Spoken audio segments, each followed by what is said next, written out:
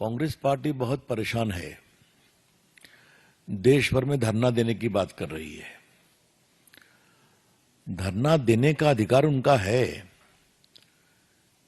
लेकिन जमीन और फंड लूटने का अधिकार नहीं है उनका।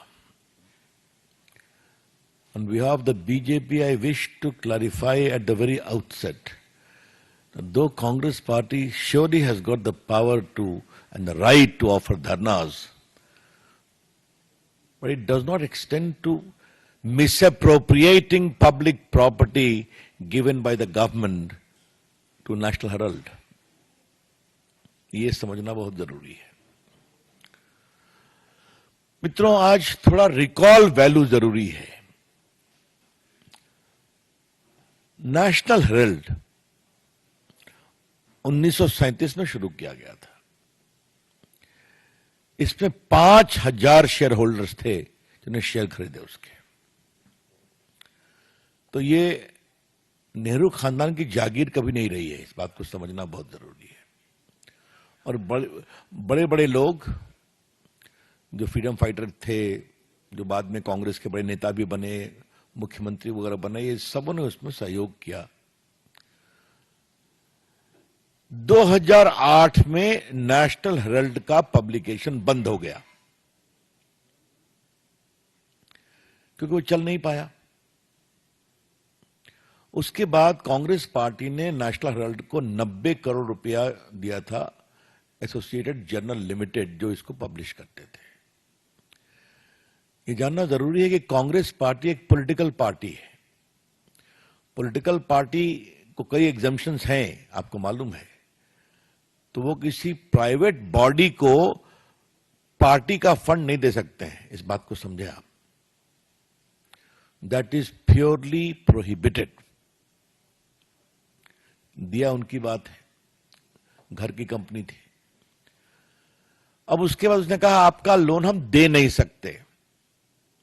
तो दे नहीं सकते तो एक बड़े इंटरेस्टिंग तरीके से एक कॉरपोरेट षड्यंत्र किया गया, कैसे ये पूरी संपत्ति आ जाए परिवार के हाथ में।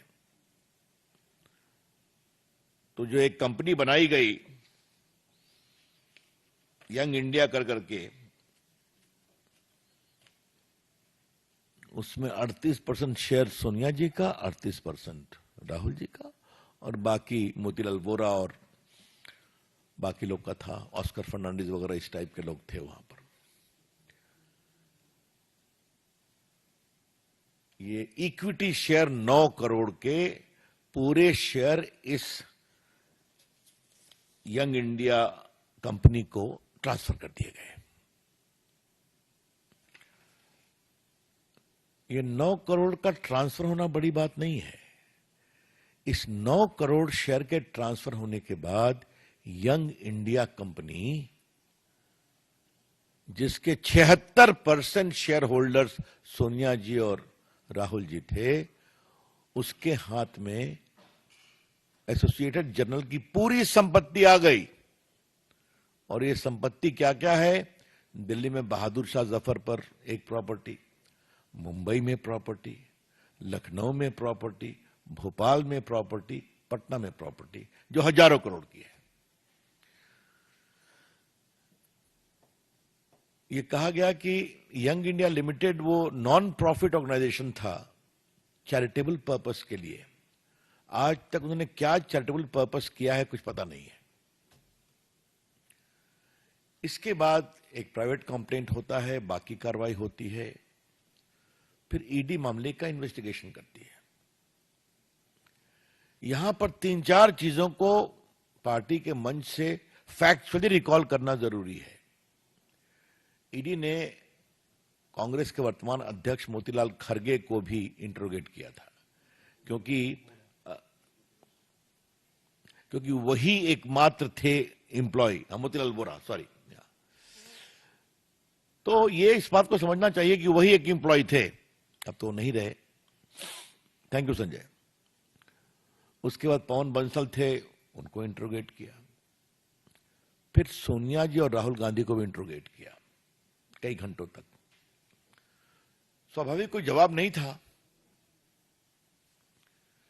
और ये जो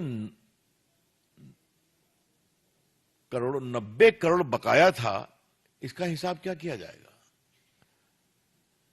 तो 50 लाख रुपया दे दिया गया स्टेट जर्नल को और सारा लोन राइट ऑफ हो गया नेशनल हेराल्ड को प्रकाशित करने वाली कंपनी का। एक बात है, कॉमर्स में इस परिवार का जवाब नहीं है। 50 लाख में 90 करोड़ की संपत्ति प्राप्त कर लेना, 90 करोड़ राइट ऑफ कर देना और हजारों करोड़ की संपत्ति का मालिकाना हक प्राप्त कर लेना। और दूसरे सदस्य जो मेंबर हैं 3 करोड़ में जमीन खरीदते हैं हरियाणा में और कमर्शियल यूज हो जाता है और 58 करोड़ रुपए में बेच देते हैं। तो ये तो इस देश को सीखना चाहिए कि ये जो गांधी मॉडल ऑफ डेवलपमेंट है, इसलिए मैं इसको गांधी मॉडल ऑफ डेवलपमेंट कह रहा हूं। गांधी जी नहीं, Gandhi model of development. Be very clear about it.